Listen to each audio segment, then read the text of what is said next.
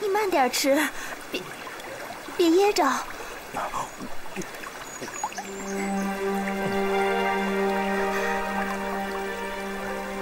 我还不知道你叫什么名字呢。我叫铁中堂。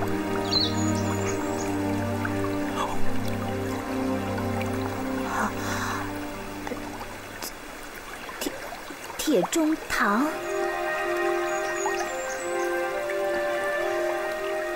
你可以做我的朋友吗？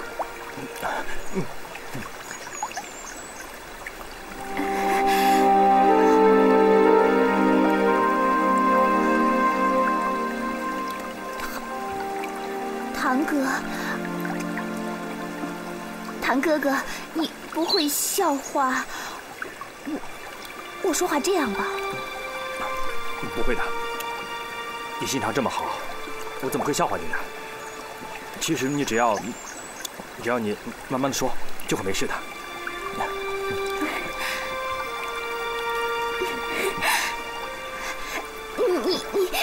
你真好。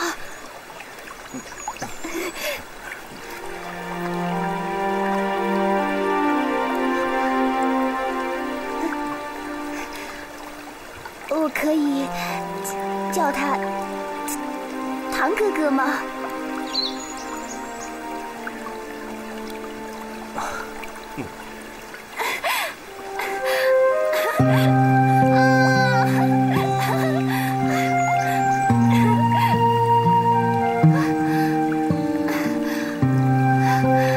太好了，我以后看到娃娃就像看到你了。我以前还有一位朋友，是位老伯伯，他后来死了，娘她又不愿意和我说话，所以我每天就只能跟这个娃娃说话了。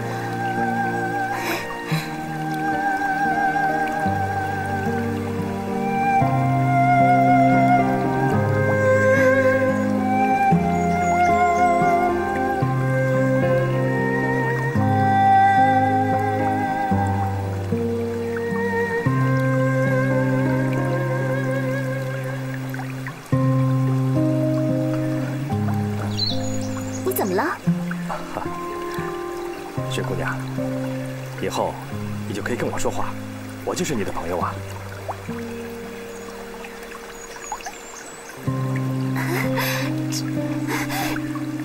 真的吗？太好了！你在哪儿啊？快回来！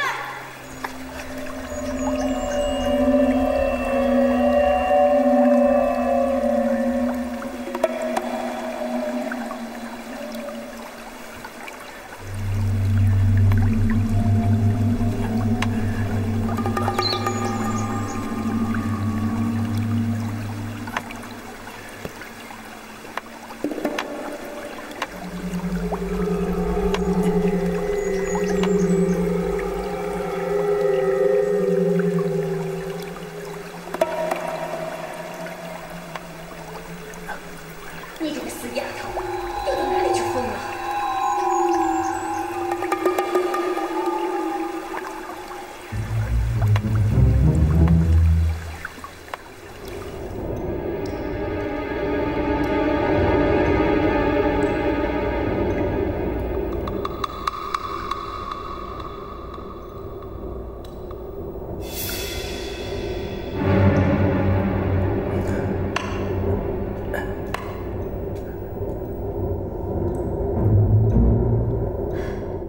灵儿啊，你怎么还不打水过来，帮我洗脸？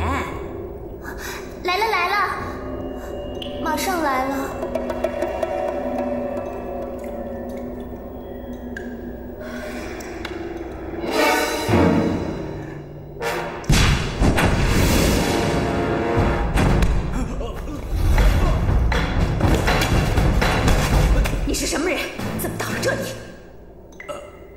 身受重伤，由山崖坠落下来，是这位姑娘救了我，我才保住了性命。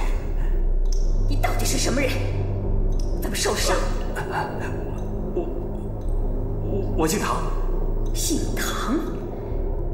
你可是四川唐门门徒的弟子，你的仇家是谁？我是形意门的弟子，我的仇家是西河道上的恶贼雾毒帮。又是仇杀！你杀我，我杀你，你们江湖上多半都不是什么好东西。我绝非歹徒，我只是受人所害。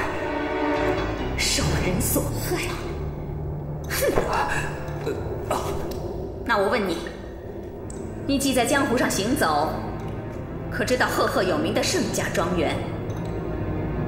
那盛家庄园的庄主散花玄女盛大娘，现在怎么样了？你说的是盛大哥？你说什么？我没说什么呀。你说还是不说？我只是胡乱猜测而已，也许不对的。快说，对不对无妨。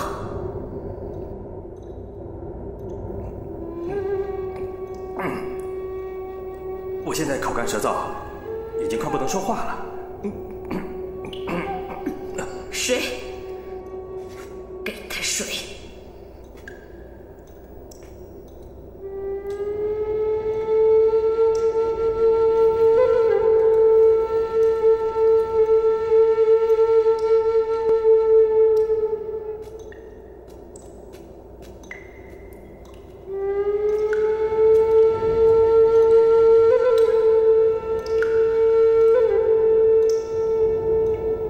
喝吧，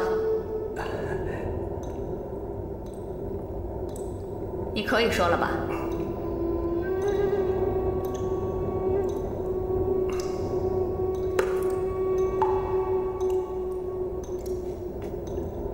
前辈的生性应该是最和蔼可亲的，如今变成了这个样子，我想一定是遇到了十分伤心的事情。你怎么会知道我以前的事？我也只是猜测。猜测？哼！你是不是那个老太婆派来搜寻我们母女的人？前辈口中的老太婆，是不是盛大娘？前辈可以放心，刚才晚辈不知道您的底细，所以才隐瞒了您。实际上，我的仇家也是盛大娘。其实我是大奇门的弟子。大奇门的弟子？你怎么会到了这里？我就是被盛大娘他们追杀，才坠下山崖到这里的。你怎么会知道我的遭遇？20年前，武林中有一位名传江湖的柔情手水柔颂，想必就是前辈了。水柔颂，水柔颂！说，你怎么会知道我的名字？我气都喘不上来，怎么说呀？你要是不给我说个清清楚楚，当心我把你生撕成8块。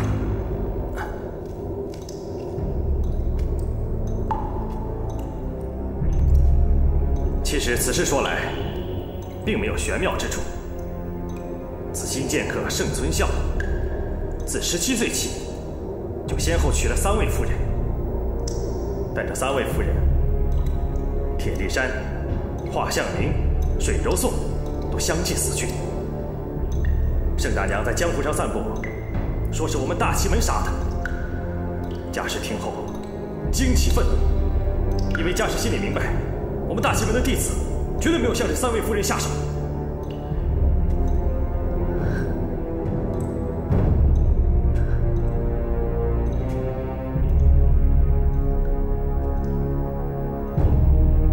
铁力山、华是大齐门的人杀死的。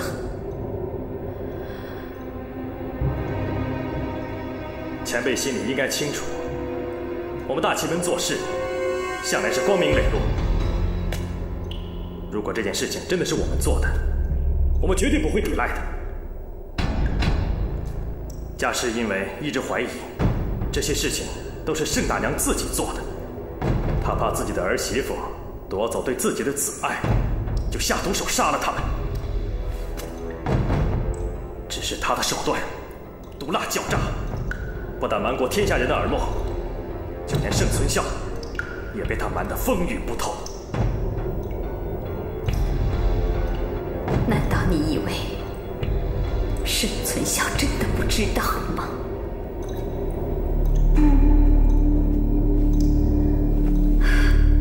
他只是装糊涂而已。难怪盛大哥一直悬涎不取。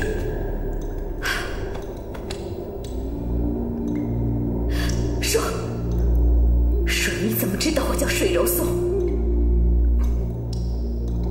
您的女儿，她的年龄和您在江湖上消失的时间很相近，而且您听到盛大哥这3个字，又显得那么激动，所以在下断定，您就是水柔颂前辈。你说的全都不错。大约在19年前，五府联盟与大齐门苦斗数日，终于稍稍占了上风。我已经是精疲力尽，又有了身孕。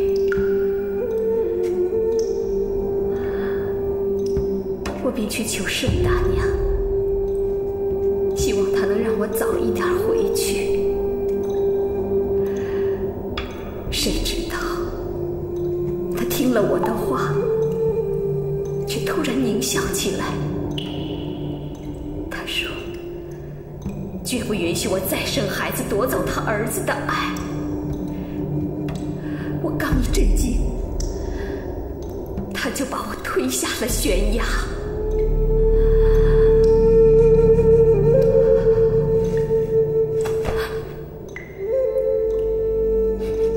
真是一段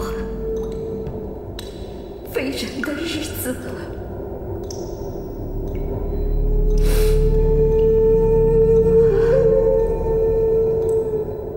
我虽然侥幸没有死，但是却跛了腿。都是你们杀来杀去惹的祸。你给我滚！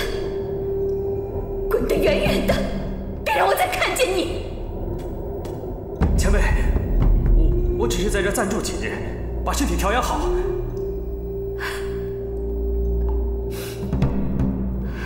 你看我这儿，水跟食物都珍贵无比，哪有多余的养你呀？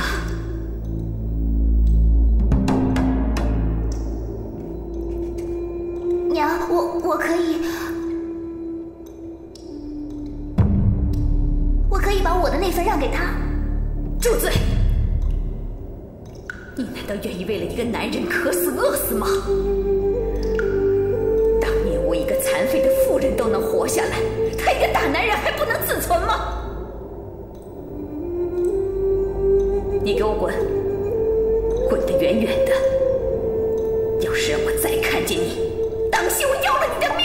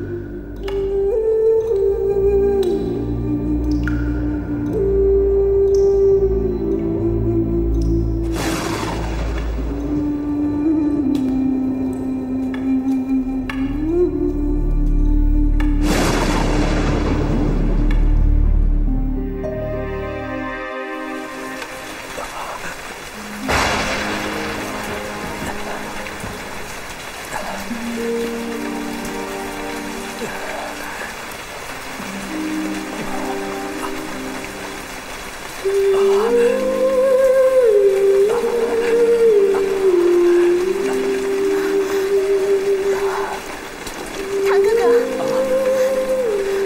你跟我来，我带你去一个避雨的地方。这哪有避雨的地方啊？那儿。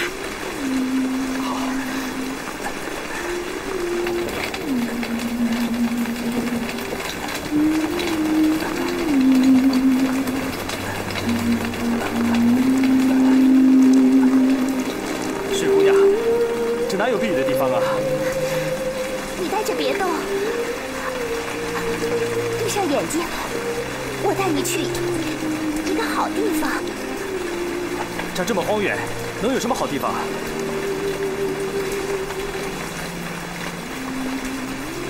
好吧。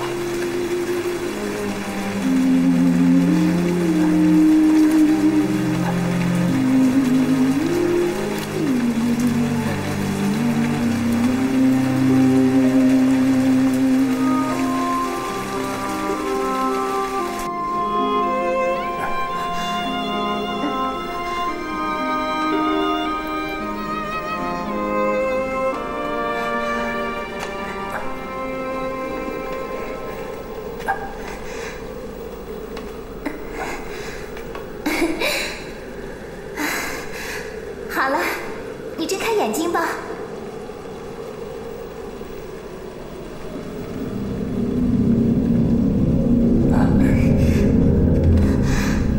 伯伯，外面在下雨，我朋友没有避雨的地方，他身上又有伤，你可以让他进来你这里避雨吗？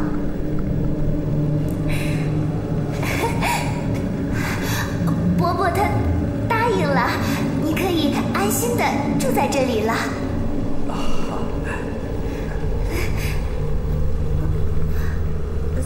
走，跟我来。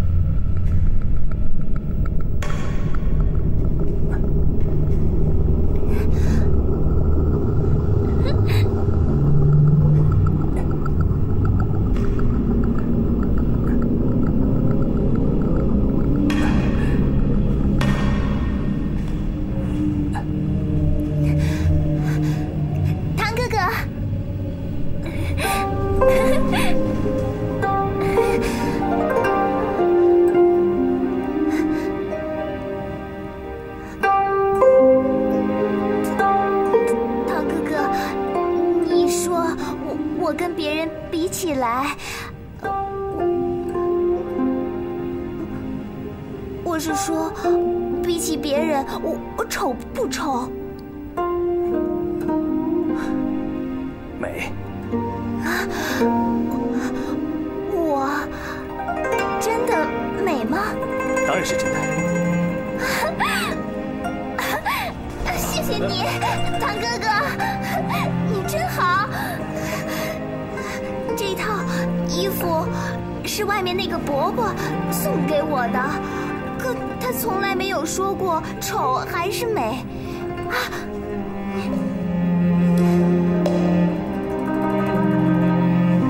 给。不行，太珍贵了。没关系，这个盒子也是伯伯死前给我的，给。不行，不行。你，给。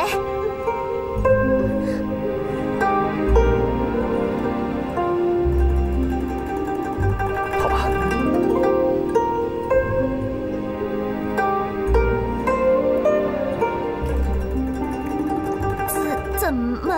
怎么了？水姑娘，我真是不知道该如何感谢你。你养好了身子，我就开心了。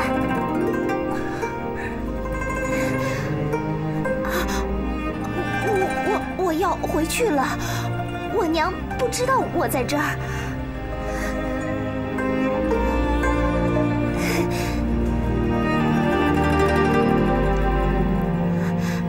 堂哥哥，我这样叫你喜欢吗？当然喜欢。那我叫你灵儿。堂哥哥，那我明天再来看你。你要是闷了，看那本书就好了。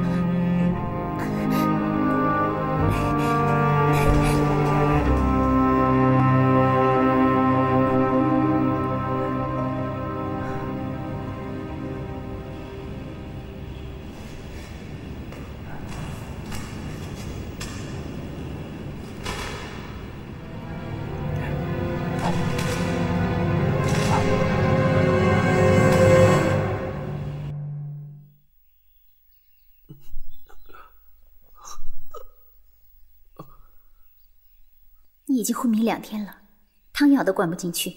这2天我都是这样喂你吃药。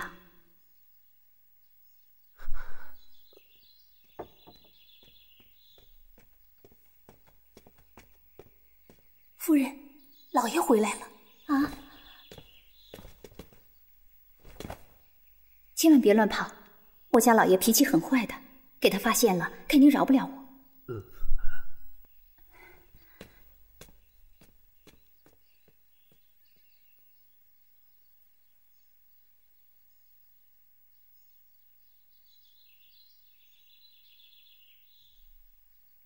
我怎么会这样？我大仇还没报呢，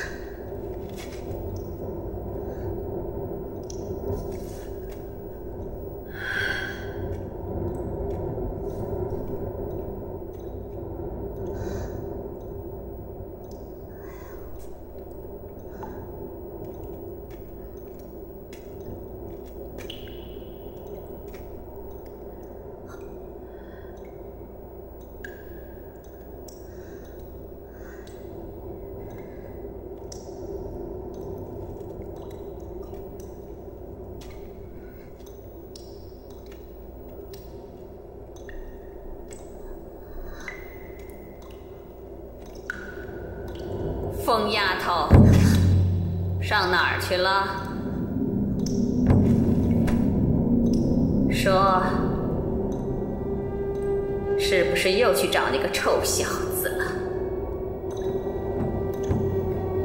是不是娘说的话，你已经听不进去了？没有。我去试了些柴火，明天用。你还想骗我？别怪我没有警告你，你要是再敢去见他，我就打断你这2条不听话的腿。到时候你可别后悔。娘，你为什么这么恨他？他不过是个受伤的人，我怎么忍心看着他这样？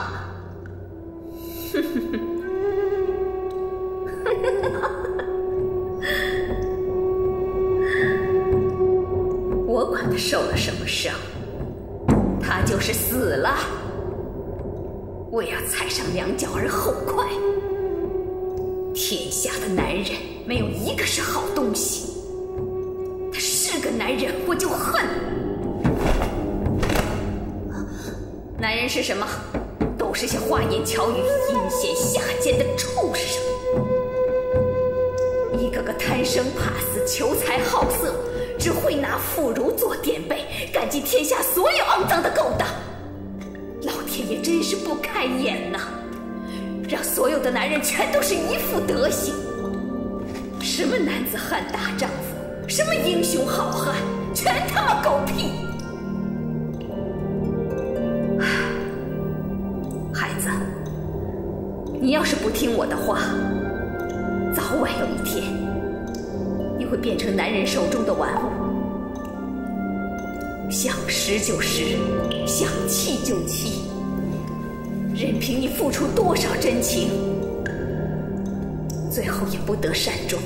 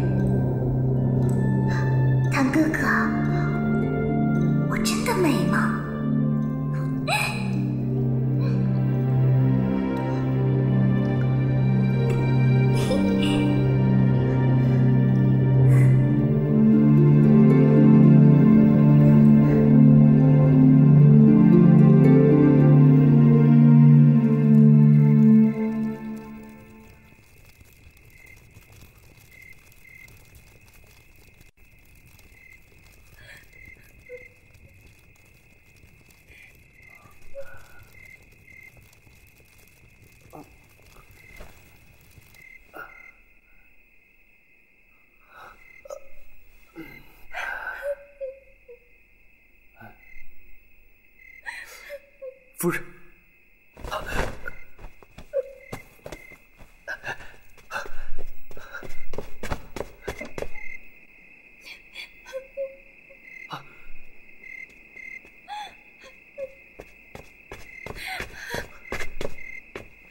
夫人，你怎么哭了？你睡得好好的，怎么又跑出来了？你把我当傻子吗？你的哭声在屋里我听得很清楚，你又何必掩饰呢？夫人，是什么人欺负你了？你告诉我，我去找他报仇。不，我不要你报仇，你回去吧。原来你不仅把我当傻子，还把我当成了孬种。我云峥虽然不是英雄豪杰，却也是个顶天立地的汉子。连女人也狠心下手的人，人人得而诛之。更何况你还曾经救过我的命。夫人，你告诉我，是什么人欺负你了？他在哪里？我去找他。不，他已经走了，你去哪里找他？走？他就是走到天涯海角，我要把他抓回来，任你处置。你不能害他，我不怪他，要怪，只能怪我自己命苦。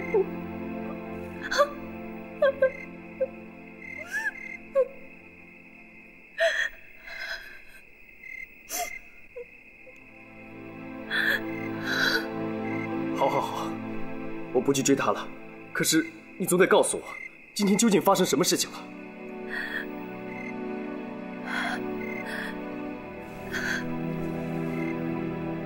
不管怎么说，我今天真的要谢谢你。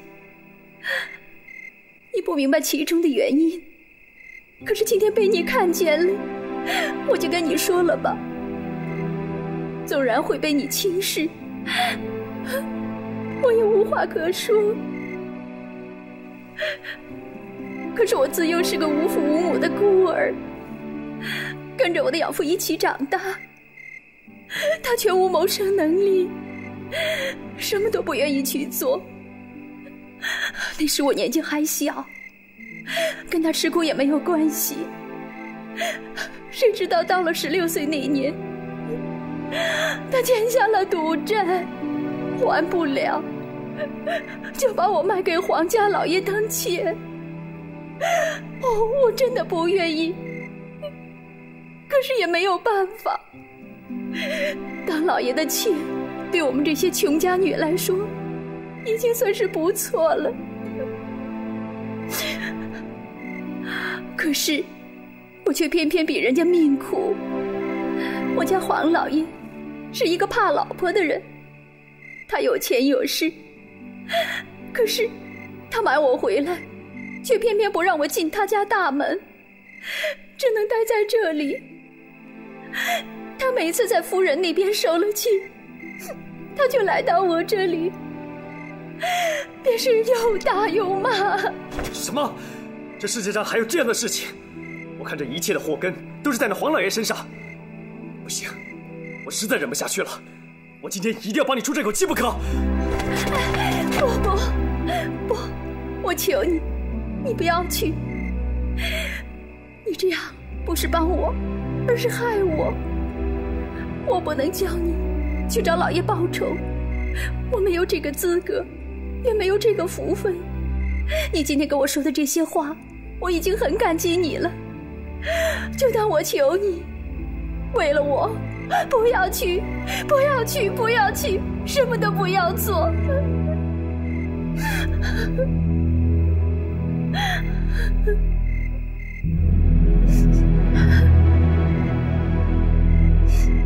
好，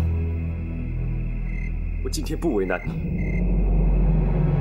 可是，要是再发生这样的事情，我绝对不会再袖手旁观了。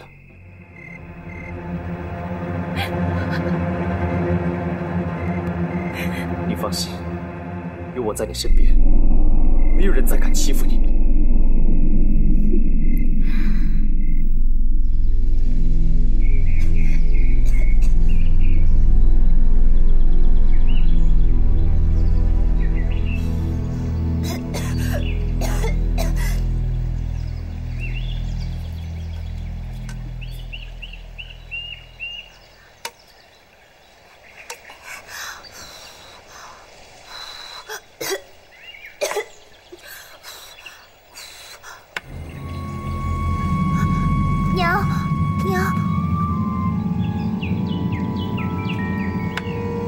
今天运气不错，居然有3只鸟被你给抓住了。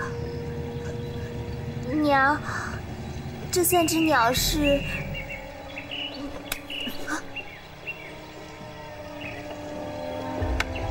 看来还是我女儿心疼我呀，知道娘1只鸟不够吃。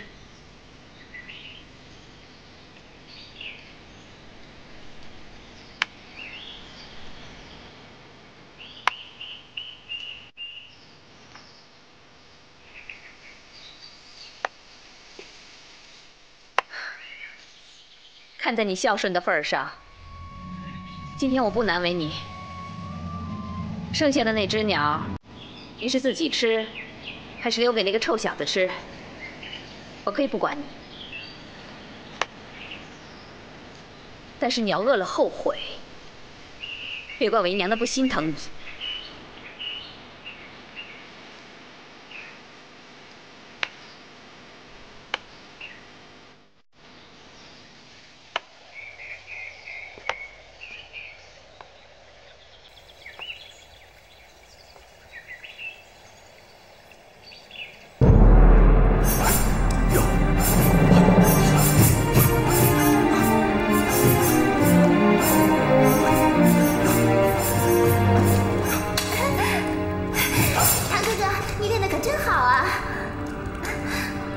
幸亏你昨天给我吃了那只人参，我现在已经好多了。唐哥哥，为什么你的剑法练得这么快啊？原来啊，你昨天给我那本书啊，其实是我们大奇门12式的武功，我从小就练过。哦，真的，这么巧吗？这本书里所记载的武功啊，是我原来无法解释清楚。哈，现在啊，即使师傅不能解释了，我都知道了。这也是机缘巧合啊，竟然让我找到这本书。那太好了。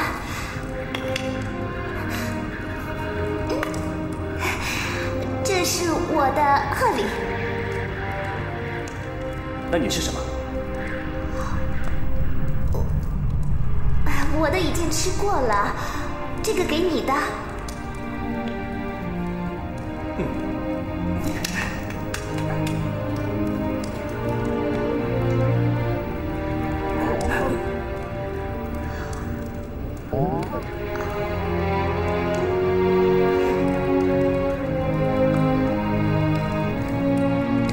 哎呀，袋子，山谷里本来鸟就少，肯定是你把你那份给我了。我不吃，还给你。汤哥哥，你身子还没有好，这是一定要吃的。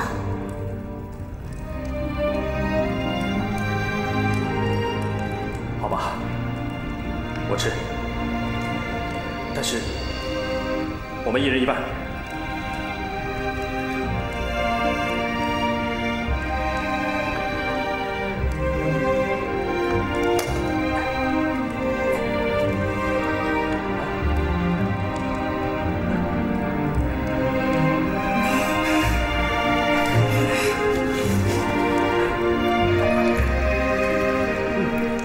真香，是你烤的吗？你真的喜欢？嗯。你要是喜欢，我以后就多烤给你吃。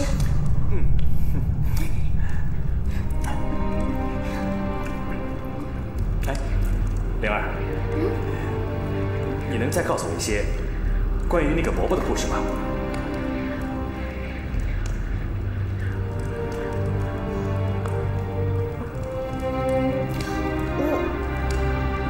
我知道，你看见伯伯他没有了手和脚，很奇怪。我当时被吓得都快死掉了。12岁那年的一天，我跑到这儿来玩，发现他差不多晕倒在这里，左手已经没有了，腿上还有伤口，正冒着黑血，我吓坏了。伯伯说，他中了仇家的剧毒，必须要把自己的双腿切去。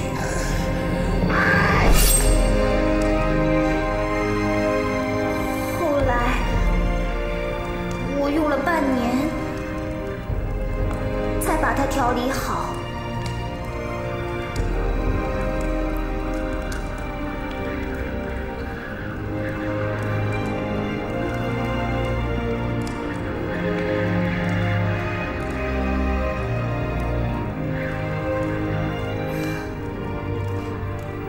谭哥哥，你也觉得伯伯很惨，是不是？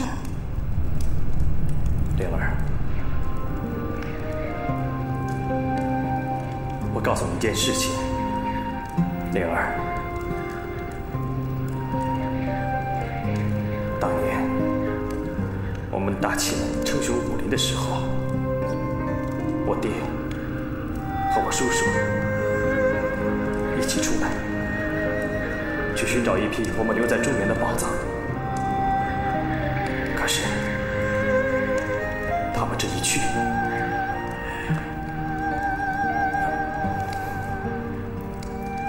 后来听我师傅说，他们已经死了。